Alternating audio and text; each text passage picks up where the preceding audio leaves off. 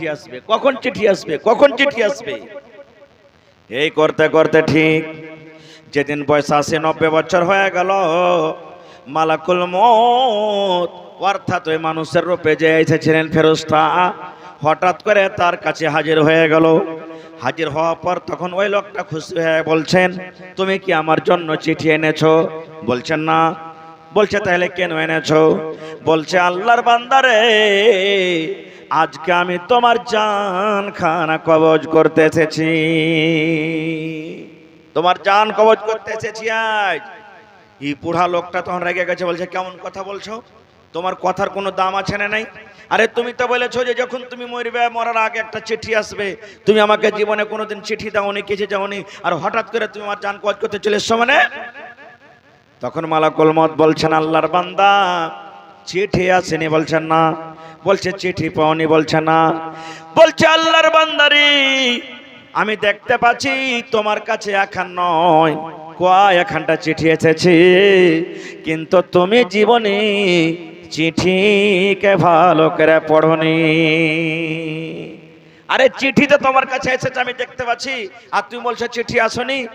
বলছে কই আমার কাছে চিঠি এসেছে, আমার কাছে তো চিঠি আসেনি। বলছে না চিঠি এসেছে। বলছে চিঠি এসেছে তো আমাকে দেখাও।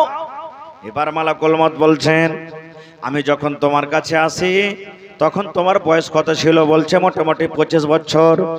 বলছে তোমার তখন দাঁত কে উঠেছিল না? বলছে এখন তোমার দাঁত আছে? বলছে না। আল্লাহর বান্দারি, তোমার দাঁত এখন মুখে একটাও নাই, তাহলে আর মানে হলো দাঁত উঠে যাওয়া মানে আল্লাহর পক্ষ থেকে এটা একটা ওয়ার্নিং, একটা চিঠি হয়ে গেল। আমি যখন আসি তোমার মাথার চুলগুলা কালো কসকসে হয়েছিল, এখন দেখো মাথার চুল পেকে গেছে, এর মানে এটা আল্লাহর পক্ষ থেকে একটা চিঠি। আমি যখন তোমার কাছে আসি তোমার চোখ সুন্দরভাবে দেখছিল, এখন বিনা চশমাতে দেখতে পাও না, চোখ তোমার ঝাপসা ঝাপসা দেখছে, এর মানে আল্লাহর পক্ষ থেকে একটা চিঠি। আমি যখন আসি তুমি কড়কড়ে নওজওয়ান ছিলে, এখন দেখো বুড়ার কারণে তোমার কোমরখানটা ভেঙে গেছে, এটা হলো আল্লাহর পক্ষ থেকে একটা চিঠি। এই নওজওয়ান, এত এত চিঠি থাকা পর তুমি বলছো আমার কাছে চিঠি আসেনি, তোমাকে সময় দেওয়া হবে না রে, হবে না। ওই গুনার হালাতে, গুনার অবস্থাতে তার জান খানা কবজ করে নিয়ে চলে গেল।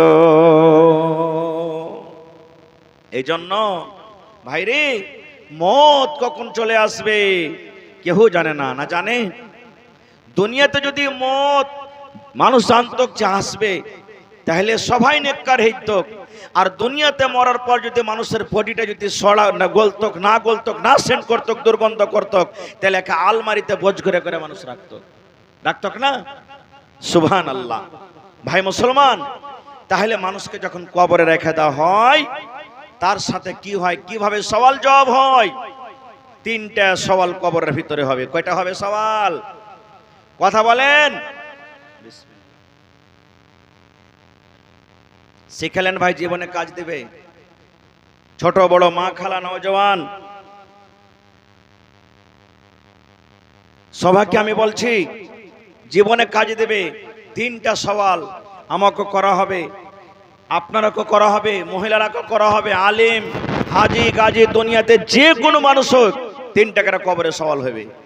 যদি সওয়ালের জবাব দিতে পারলেন সব জায়গাতে কামিয়াব, আর যদি সওয়ালের জবাব দিতে না পারলেন তাহলে কিন্তু ফেরেশতারা উল্টা পাল্টা মায়ের শুরু করে দিবে। এমন মায়ের, এমন মায়ের মারবে, হাতুড়া হবে, লোহার হাতুড়া, যাকে গুরিজা বলা হয়েছে। এত ভারী ভারী হাতুড় হবে, সুবহানাল্লাহ। একটা হাতুড়, একটা গুরিজা যদি পাহাড়ের মারা হয় তো পাহাড় ছাতু ছাতু হয়ে যাবে, এরকম গুরিজাতে মানুষকে মারা হবে। কবরে এমন ভাবে চাপন দেওয়া হবে, চাপবে কবরে, এমন করে চাপবে, এদিকার পাশলি এদিকে আসবে, এদিকার পাশলি এদিকে চলে আসবে, এত এত করে কবরের ভিতরে চাপন দেওয়া হবে। সুবহানাল্লাহ। ভাই মুসলমান, প্রত্যেক মানুষকে জানা দরকার কি কি কবরে সওয়াল হবে। আজকে আমরা এই জিনিসগুলোর পরে ধ্যান দিনে, এই জিনিসগুলোর পর আমরা ধ্যান দিনে। আল্লাহ নবীর জামাই হযরত ওসমান গনি রাদিয়াল্লাহু তাআলা আনহু যখন কবরকে দেখতেন, কান্দা কান্দা কান্দা কান্দা চোখ দিয়া পানি ঝরে সমস্ত দাড়ি পর্যন্ত ভেজে যেত, এত কবরকে দেখে কাঁদতেন। কোনদিন কাঁদছি? মা মরে গেছে, কার বাপ মরে গেছে, কার দাদু মরে গেছে, কার নানি মরে গেছে, ওরা তো আর নামাজ রোজা করতে পারবে না। ওর লেগে কোনোদিন দোয়া করছি না, কোনোদিন দোয়া করি না। আমি আপনি মরে যাব, আপনি যদি আপনার মা বাবার লেগে দোয়া না করেন তা আপনার মরে যাওয়ার পর আপনার ছেলেরাও আপনার জন্য করবে না। মাসে পড়েন একদিন, হপ্তাতে কমসে কম একদিন রাতে উঠে যান আপনি। হপ্তাতে না পারবেন 15 দিনে, না পারবেন কমসে কম মাসে আপনি বেড়ায় 2টাতে 3টাতে উঠে যান, উজু করেলেন, বাড়তে তো বাড়তে, মসজিদে তো মসজিদে কমসে কম 2 রাকাত নামাজ পড়েন, বেশি না করতে পারলে 2 রাকাত নামাজ পড়েন। 2 রাকাত নামাজ পড়ে তখন দোয়া করেন আল্লাহর কাছে। বেশি দোয়া যদি বলবেন আরবি জানি না, সূরাতুল ফাতিহা তো সবাই জানছে না জানে না? সূরাতুল ফাতিহা পড়ে দিবেন প্রথমে, আল্লাহুম্মা সাল্লি আলা আল্লাহুম্মা বারিক আলা দোয়া দুরূদ পড়ে দিলেন। তারপরে যদি আরবি না জানেন নিজের ভাষাতে শুরু করে দেন, নিজের ভাষাতে শুরু করেন। কেমন করে দোয়া করবেন? আল্লাহকে বলবেন, আল্লাহ দুনিয়ার মানুষ সেটা আছে, আল্লাহ আমি জায়গা আছি। আল্লাহ আমার মা কবরে চলে গেছেন, বাপ কবরে চলে গেছেন, দাদু দাদি চলে গেছেন, নানা নানি চলে গেছেন, অমুক তমুক চলে গেছেন, দেশবাসী চলে গেছেন। আল্লাহ তারকে জীবনের জানা অজানা সব গুনাহকে মাফ করে দাও, সব গুনাহকে আল্লাহ মাফ করো। এই দোয়া করতে করতে করতে করতে যদি খালি আল্লাহর ডরে আপনার চোখ দিয়ে এক ফোঁটা খালি পানি যদি পড়ে যায়, কামিয়াব হয়ে গেলেন আপনি। জাহান্নামের আগুন গোটা দুনিয়ার পানি দিয়ে নিভাইবে না। গোটা দুনিয়ার পানিকে যদি আপনি জমা করে জাহান্নামে ফেলে দেন, পানি নিভাইবে না। জাহান্নামের আগুন নিভাইবে আপনার চোখের এক ফোঁটা পানিতে। এক ফোঁটা পানির কত দাম আল্লাহর কাছে, কত দাম! এই জন্য রাতের বেলাতে উঠেন আর উঠার করে আল্লাহর কাছে দোয়া করেন। আল্লাহ কত বড় দয়ালু জানেন? আল্লাহ কত বড় দয়ালু! আল্লাহ বলছেন আমার নাম গফফার। আল্লাহ নিজে বলছেন আমি হলাম গফফার। গফফার মানে বেশি বেশি করে মাফ করনেওয়ালা। কত বড় দয়ালু আল্লাহ! আল্লাহ রাসূল সাল্লাল্লাহু আলাইহি ওয়াসাল্লাম বলেছেন, একটা লোক একটা ঘোড়ার পরে চড়ে রাস্তাতে হেঁটে চলেছে, হাঁটছে, ঘোড়ার উপরে চড়ে সফর করছেন, হাঁটছেন। আর ওই ঘোড়াটার উপরে ওর খানা আছে, ওর কাপড় আছে, ওর বালিশ আছে, ওর ক্যাথা সব কিছু আছে। হাঁটতে হাঁটতে হাঁটতে হাঁটতে রোদের সময় একটা রাস্তাতে গাছ দেখেছে, গাছের তলাতে ঘোড়াটাকে রাইখে, মানে বান্ধেনি, ঘোড়াটাকে রাইখে একটু আরাম করে তখন যাব। যেমনই বসা খাস্তা না আলা মানুষ নিন চলিচ্ছে। চোখ খুলে যদি দেখছে তো ঘোড়া নেই, ঘোড়া নাই, খানা পিনা কিচ্ছু নাই, আশেপাশে কোনো গা গ্রাম নাই। এবার তখন গাছতলাতে বসে বসে আফসোস করছে। কি আফসোস করছে? হে রব্বুল আলামিন, কেমন করে আমি আর বাড়ি যাব? আমার জানটা কেমন করে বাঁচবে? কি খাবো? বাড়ি নাই, আল্লাহ পাঞ্জরে কোনো গা গ্রাম নাই, পানি টানি কিচ্ছু দেখতে পাই না। রব্বুল আলামিন, আমি মনে হয় এই গাছের তলাতে শুকিয়ে শুকিয়ে আমি মরে যাব। এই ভাবা চিন্তা করতে না করতে ঘোড়া এসে হাজির হয়ে গেল। কোন দিক থেকে ঘোড়া হাজির হয়ে গেল? এবার আপনারা বলেন লোকটা খুশি হবে না হবে না? কতখানি যে খুশি হবে সেটা ওইটাই জানছে। সুবহানাল্লাহ। এবার লোকটা খুশি হ্যাঁ, আল্লাহকে তখন বলছেন, আল্লাহ আমি হলাম তোমার রব আর তুমি হইলে আমার বান্দা। খুশি হয়ে ওকে এই কথাটা কইতে হতো, আল্লাহ আমি হলাম তোমার বান্দা, তুমি হইলে আমার রব। কিন্তু উল্টা করে কইছে, আল্লাহ আমি হলাম তোমার রব আর তুমি হইলে আমার বান্দা। উল্টা হয়ে গেল খুশির কারণে। সুবহানাল্লাহ। আল্লাহ রাসূল সাল্লাল্লাহু আলাইহি ওয়াসাল্লাম বলেছেন, এত বড় কথা কহ পর আল্লাহ তার গুনাহ লিখবে না, গুনাহ লিখবে না। ওরে আল্লাহ গুনাহ লিখবে না। আল্লাহ রাসূল বলেছেন, উম্মত একটা গুনাহগার বান্দা, গুনাহগার মানুষ জীবনে জেনা করেছে, জীবনে চুরি করে, জীবনে মদ পান করে, জীবনে নামাজ পড়েনি, জীবনে চুগলখড়ি করেছে, কত জীবনে গুনাহ করেছে। আল্লাহ রাসূল বলেছেন, বান্দা উম্মত রে, যদি মসজিদে দিয়ে 2 রাকাত নামাজ পড়ে একবার যদি আল্লাহকে বলে, রব্বুল আমিন আজ থেকে তওবা করছি, আর জীবনে কোনোদিন গুনাহ করব না। আল্লাহ বলছেন, বান্দারে ওই ঘোড়া হারিয়ে যায় যখন ঘোড়াওয়ালা ঘোড়াটা পেয়ে যাবে, ঘোড়া পায়ে যত খুশি হয়, আল্লাহ রাব্বুল আলামিনের নিকটে একটা গুনাহগার পাপী বান্দা গুনাহ করে যখন তওবা করে, আল্লাহ ওই লোকটার থেকে এই গুনাহগারের পরে আল্লাহ বেশি খুশি হয়ে যান। হাদিসের কথা এটা, হাদিসের কথা এটা, কোন গল্প কিসসা কাহিনী বলি না আপনারাকে। ভাই আমার, একটা মিসাল দিয়ে আপনারাকে বোঝাচ্ছি, মিসালটা ভালো করে শুনবেন। ধরেন দুনিয়াতে মা বাপ ভাই বেঘর সবারই আত্মীয় স্বজন আছে না নেই? ধরেন মা নারাজ হয়ে গেল কোনো ভি কারণে, আমার পরে আপনার পরে কাহার পরে নারাজ হয়ে গেল, চলে গেলেন চক, এক পর রসগোল্লা দিয়ে মাগে রসগোল্লা খাইলে, রসগোল্লা লিয়ে দিলে পাক মেরে, হট তোকে রসগোল্লা খাবো না, তোর মুখও দেখবো না। ধরেন মা এত নারাজ হয়ে আছে, বাপ এত নারাজ হয়ে আছে, ফের চলে গেলেন চক, একটা কাপড় গালা নিলেন, মা কাপড় খান্ডা লেনা গে মা, হট তোকে দেখছি তো আমার গতর জ্বলছে, গতর আগুন লেগেছে, হট তুই এখান থেকে, তাও নিলে না। ফের দুদিন বাদ আবার রসগোল্লা লেসে আমার কাছে হাজির হয়ে গেলেন, মা কিন্তু সেই দিন রাগ করে আপনার রসগোল্লা নিলে না। 3 দিন হয়ে গেল, 4 দিন হয়ে গেল, কিন্তু আপনি রাগ করে মার পিছে ছাড়েন না।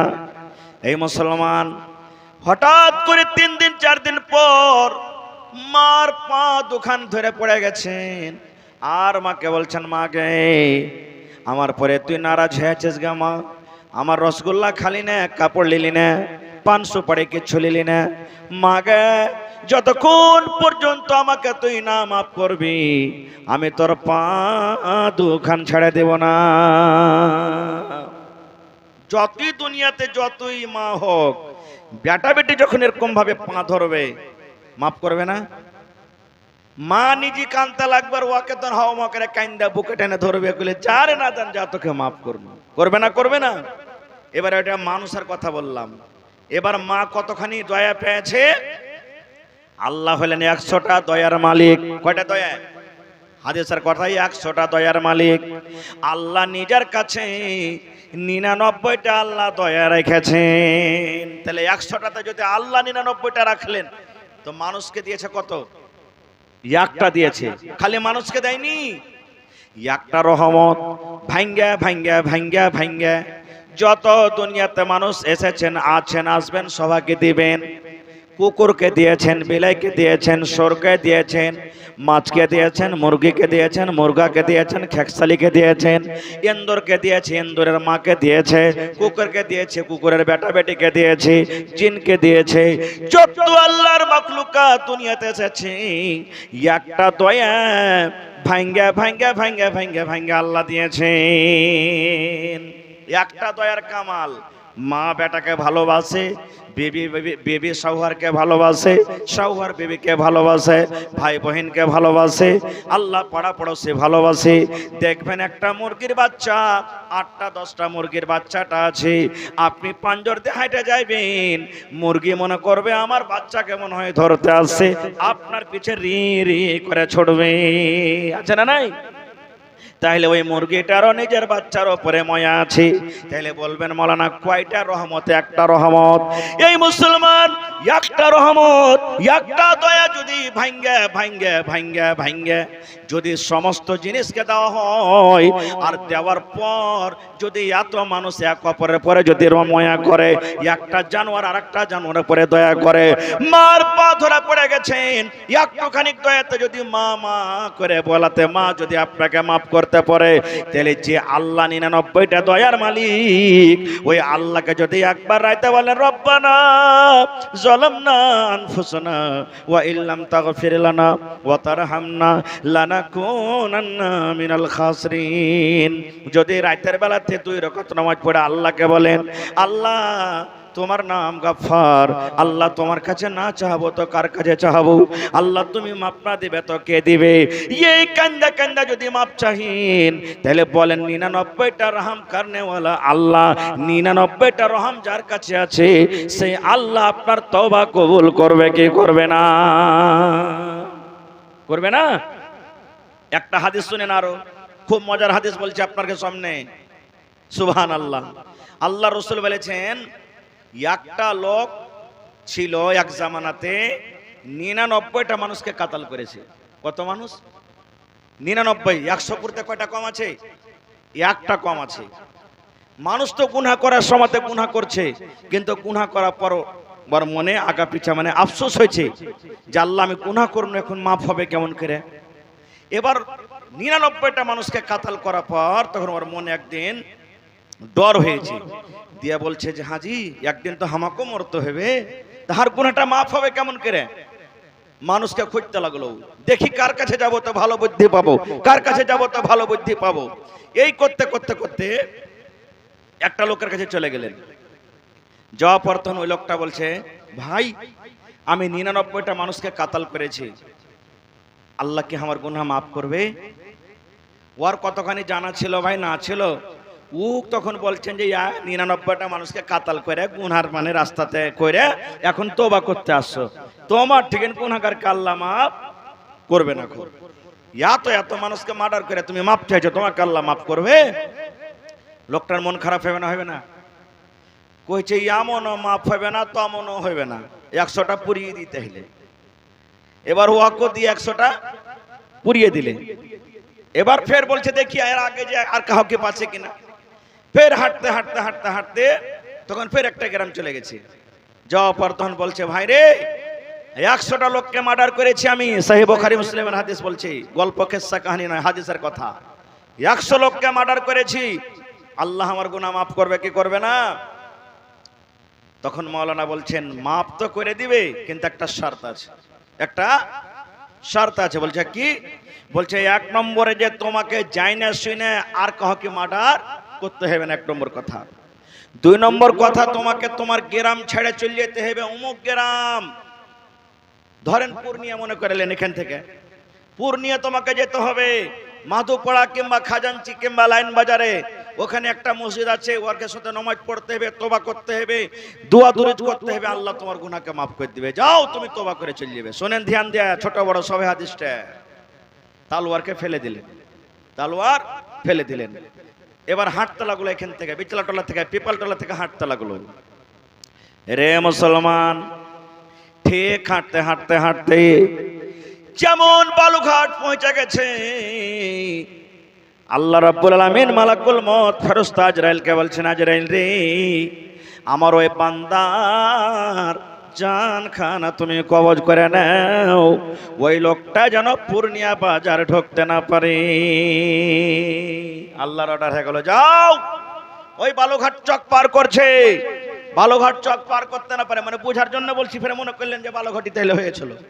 হ্যাঁ, বালুঘাট চক পার করছে, আর জান কবজ করে নিবে, যাও। জান কবজ হয়ে গেল। ও তো পৌঁছতে পারলে না, ওকে বলেছিল পূর্ণিয়া যাবি, ওখানে নামাজ রোজা দোয়া দুরুদ করবি, আল্লাহ তোর গুনাহ মাফ করবে। আল্লাহ রাব্বুল আলামিনের আদেশে ঠিক মালাকুল মউত আজরাইল ফেরেশতা হাজির হয়ে গেলেন। এবার তার জানখান কবজ করে নিলেন, জান কবজ হয়ে গেল। মালাকুল মউত জান কবজ করে চলে গেলেন। এবার জাহান্নামের ফেরেশতা, জান্নাতের ফেরেশতা ওই লাশটার পাঞ্জরে হাজির হয়ে গেল। জান্নাতের ফেরেশতা এসে হাজির, জাহান্নামের ফেরেশতা এসে হাজির। জান্নাতের ফেরেশতা লাশটাকে এখন জান্নাতের ভিতরে নিয়ে চলে যাবে, টানাটানি করছে। জাহান্নামের ফেরেশতা বলছে না, আমি জান্নাতের ভিতরে যেতে দেব না, আমি এই লোকটাকে জাহান্নামের ভিতরে নিয়ে যাব। লড়াই শুরু হয়ে গেল, ঝগড়া শুরু হয়ে গেল জান্নাত জাহান্নামের ফেরেশতাতে। জান্নাতের ফেরেশতা বলছে আমি জান্নাতে নিয়ে যাব, জাহান্নামের ফেরেশতা বলছে না, আমি একে জাহান্নামের ভিতরে নিয়ে যাব। সুবহানাল্লাহ, দেখেন আল্লাহর কি তামাশা। এবারে যখন টানাটানি শুরু হয়ে গেল, এইবারে জান্নাতের ফেরেশতা বলছে জাহান্নামের ফেরেশতারে, তুমি একটা কথা বলো তো, এই লোকটাকে কেন জাহান্নামের ভিতরে নিয়ে যাবে? জাহান্নামের ফেরেশতা বলছেন, ও জান্নাতের ফেরেশতা, এই লোকটা জীবনে একটা নেকের কাম করতে পারেনি রে, জীবনে গুনাই গুনাহ, জীবনে গুনাই গুনাহ, আর ওপর থেকে 100টা লোককে মার্ডার করেছি, এই জন্য এই লোকটার খাতাতে একটাও নেকি নাই, এই জন্য লোকটাকে জাহান্নামের ভিতরে নিয়ে যাব। এবারে জান্নাতের ফেরেশতা বলছেন না, আমি তাকে জান্নাতের ভিতরে নিয়ে যাব। জাহান্নামের ফেরেশতা বলছেন কেন তুমি নিয়ে যাবে? এবার জান্নাতের ফেরেশতা বলছেন, ও জাহান্নামের ফেরেশতা রে, আমি জানি লোকটা জীবনে একটাও নেকি করেনি, জীবনে তার একটাও নেকি নাই, ওপর থেকে 100টা মার্ডার করেছে। কিন্তু এরে আল্লাহর বান্দা, এই লোকটা মরার আগে আল্লাহর দরবারে এমন করে তওবা করেছে, এমন করে তওবা করেছে, আল্লাহ রাব্বুল আমিন তার অন্তর, তার তওবাকে আল্লাহ কবুল করে নিয়েছেন। আর কবুল করার পর আল্লাহ তার জীবনের গুনাহকে মাফ করে দিয়েছেন। এই জন্য আমি তাকে জান্নাতের ভিতরে নিয়ে যাব। জাহান্নামের ফেরেশতা বলছে মানা হবে না। খুব আল্লাহ আর একটা ফেরেশতা তখন মানুষের রূপে পাঠাইলেন, যাও তোরকে ফয়সালা করতে হবে। এবার আর একটা ফেরেশতা তখন হেঁটে চলে আসছে। এরা তখন জান্নাত জাহান্নামের ফেরেশতা বলছেন এরকম করে ঝগড়া করা হবে না, ওই লোকটা দেখো ও আসুক, ও যেটা ফয়সালা করতে দেবে মেনে যাবো। বলছে ঠিক আছে আসুক। ফেরেশতাটা এলেন, আসা প্রার্থনা বলছে কি খবর, কি ব্যাপার? জান্নাতের ফেরেশতা তখন বললেন এই কথা। জাহান্নামের ফেরেশতা বলছেন এই কথা। তা আমাদের আপনি ফয়সালা করে দেন, যেটা ফয়সালা করতে দেবেন আমরা মেনে যাব, যেটা ফয়সালা করবেন মেনে যাব। এবারে তখন ওই ফেরেশতা ফয়সালা করছেন, দেখেন কেমন ভাবে ফয়সালা করছেন।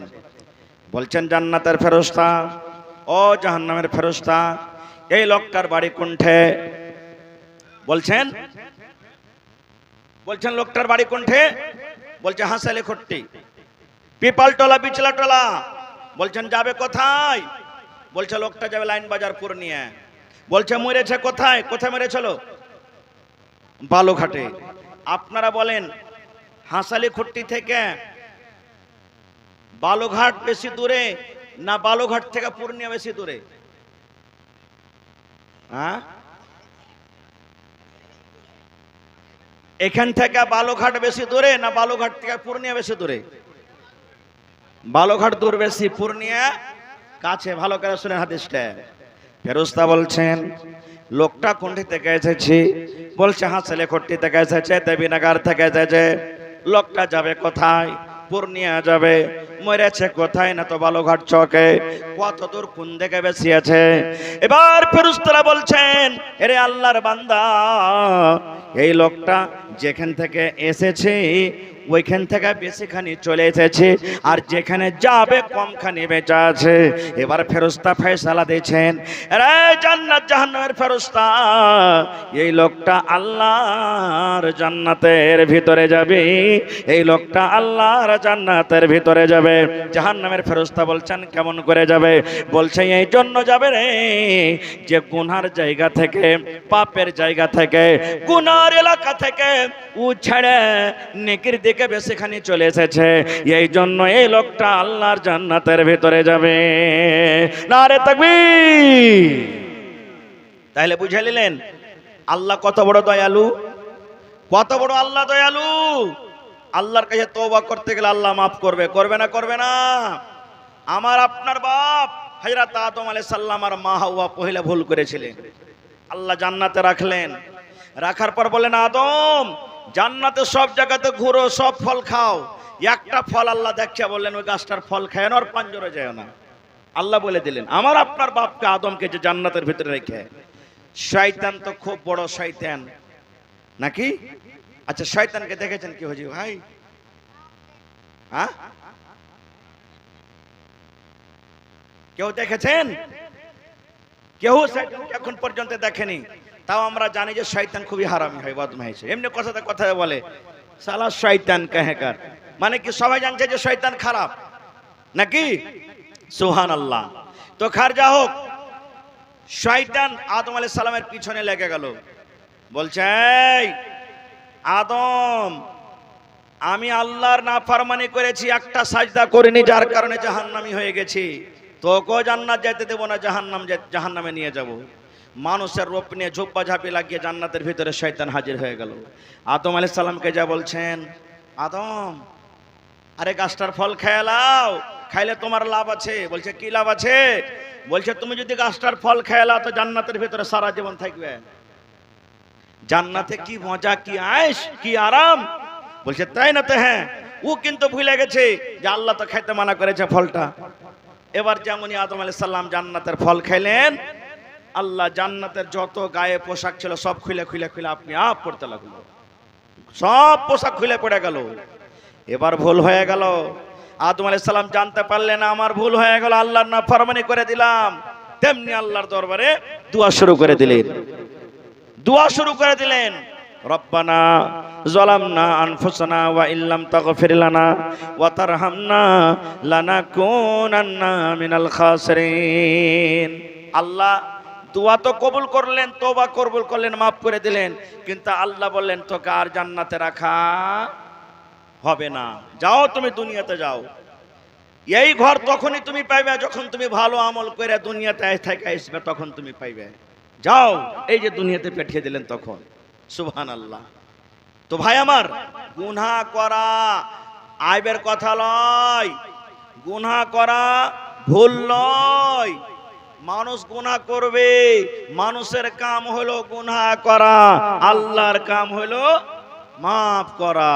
মানুষের গুনাহ করা কাম, মানুষ গুনাহ করবে, আল্লাহর কাম হলো মাফ করা, আল্লাহ মাফ করবেন। কিন্তু গুনাহ করে যদি তওবা না করেন তা আল্লাহর কাছে ওই লোকটা খারাপ। গুনাহ করে তওবা করতে হবে। ভাই আমার, তা আমি বলছিলাম কথা কোন দিকে চলে গেল? কবরে কয়টা সওয়াল হবে? জোরে বলেন কয়টা?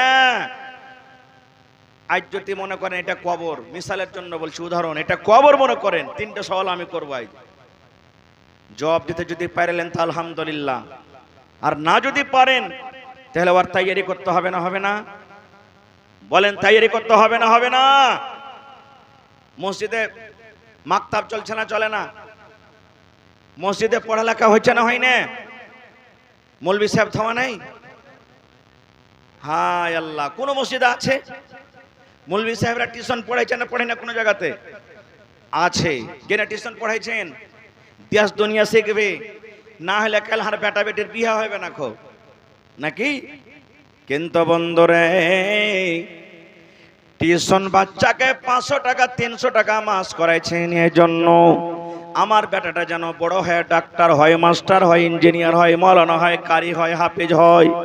কিন্তু কোনোদিন আমরা কি কোনো মাওলানার কাছে টিউশন পড়েছি? মাওলানা কবরে যে 3টা সওয়াল হবে তার তৈয়ারি কেমন করে করতে হবে? কেউ পড়েছে টিউশন? কেউ আমরা পড়ি না খো। আল্লাহ রাসূল বলেছেন, কবরে যখন লোককে মাটি টাটি দিয়ে যখন বাড়ির দিকে চলে আসবে, ওখান থেকে হটতে না হটতে আল্লাহ রাসূল বলেছেন 2টা ফেরেশতা কবরের ভিতরে চলে আসবেন। কয়টা? জোরে বলেন কয়টা ফেরেশতা? 2টা ফেরেশতা কবরের ভিতরে চলে আসবেন। আমি যেদিন মরবো আমার কাছে আসবে, আপনারা মরবেন আপনাদের কাছে আসবে, যত লোক মরে গেছেন তাদের কাছে আসবে। 2টা ফেরেশতা তার কবরের ভিতরে চলে আসবেন।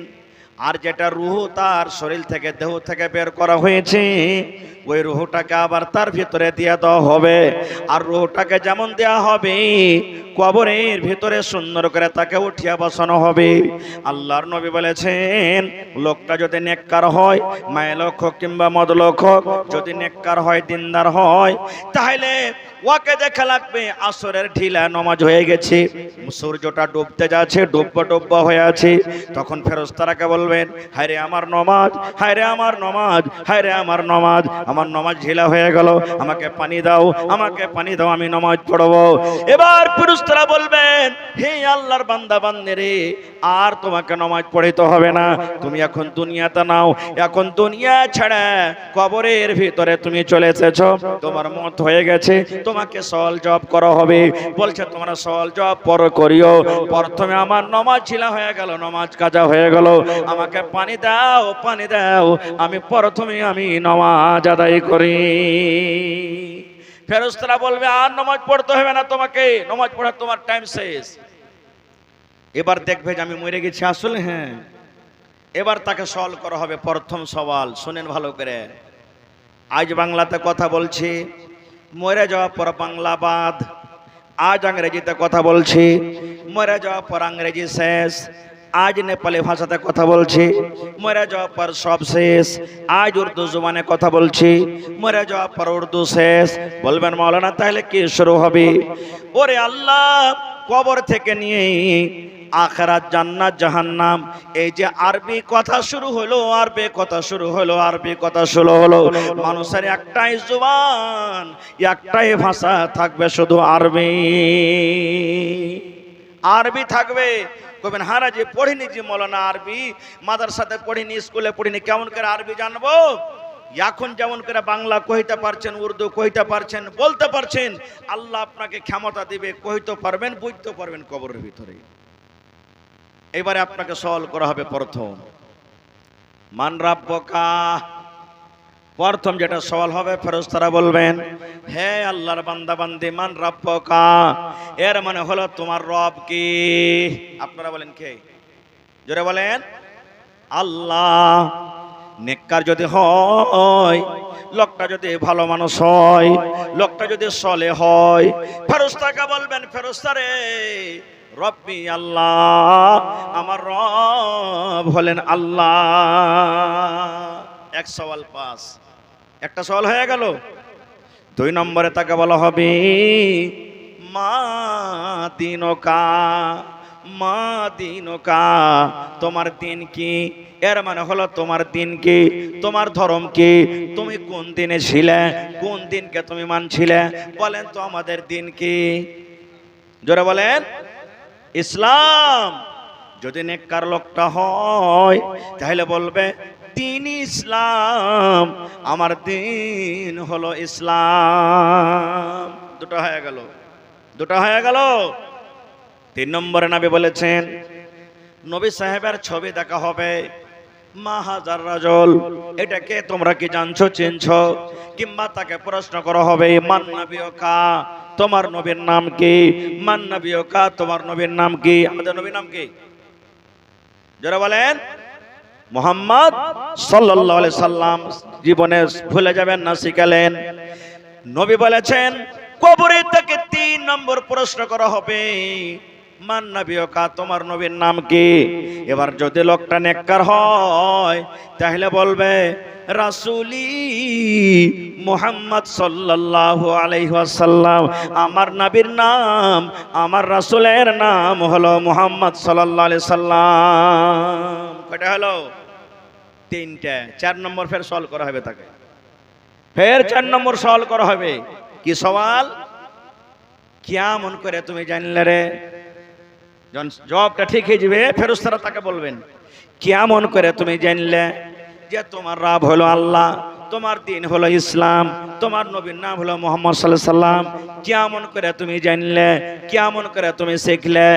এবার লোকটা বলবে, হে আল্লাহর ফেরেশতারে, হাদিস কোরআনে পড়েছিলাম, কিংবা জালসাতে ওয়াজ শুনেছিলাম, কিংবা জুমার খুতবাতে ওয়াজ শুনেছিলাম, মাওলানারা বলেছিলেন যে আমাদের রব হলেন আল্লাহ, আমাদের দিন হলেন ইসলাম, আমাদের নবীর নাম হলো মুহাম্মদ সাল্লাল্লাহু আলাইহি সাল্লাম।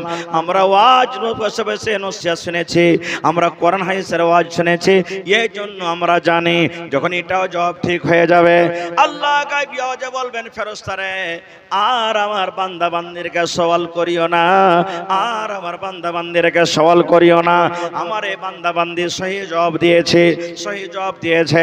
এবার আল্লাহ ফেরেশতারাকে বলবেন, কবরকে তুমি কোষাদা করে দাও, মানে বড় করে দাও। কত বড় করিবে? এদিকে যতদূর নজর যাবে, এদিকে যতদূর নজর যাবে, এদিকে যতদূর নজর যাবে, যতদূর চোখের নজর যাবে, তার কবরটাকে বড় করে দাও। 1 নম্বর। 2 নম্বর তাকে বলা হবে, হে ফেরেশতারে, জান্নাতের বিছানা বিছিয়ে দাও, জান্নাতের বিছানা বিছিয়ে দাও, জান্নাতের বিছানা বিছিয়ে দাও, কবরটাকে নূর দিয়ে আলো করে দাও, মনোয়ার করে দাও। ও ফেরেশতারে, আমার এই বান্দার জন্য জান্নাতের দুয়ার খিড়কি খুলে দাও। এতটি যখন হয়ে যাবে, তখন ওকে বলবে, ফেরেশতারা বলবেন নাউমুন নাউমুন কানাউমাতিল উরুস, নাউমুন কানাউমাতিল উরুস। হাদিসের কথা বলছি। ফেরেশতারা বলবেন শুইতে যা, শুইতে যা রে, শুইতে যা, নিন চল যা রে। কেমন করে নিন চল যা? যেমন একটা বেটে ছেলে প্রথম বাসর ঘরে যায়, একটা লড়কা লড়কি যেমন বিয়া করার পর প্রথম বাসর ঘর হয়, সেদিন কত আরামের রাতটা হয়, সেদিন কত মজার রাতটা হয়, সেদিন রাতটা কত খুশির রাত হয়। মনে হয় দুনিয়া একদিকে আর সেদিন রাতটা তাদের খুশির একদিকে হয়ে যায়। ওই মতো আল্লাহ রসুল বললেন, ফেরেশতারা বলবেন নাউমুন কানাউমাতিল উরুস, তুমি শুতে যাও, শুতে যাও। যেমন একটা দুলহান প্রথম ঘরে শুতে, ওই মতো তুমি শুতে যাও।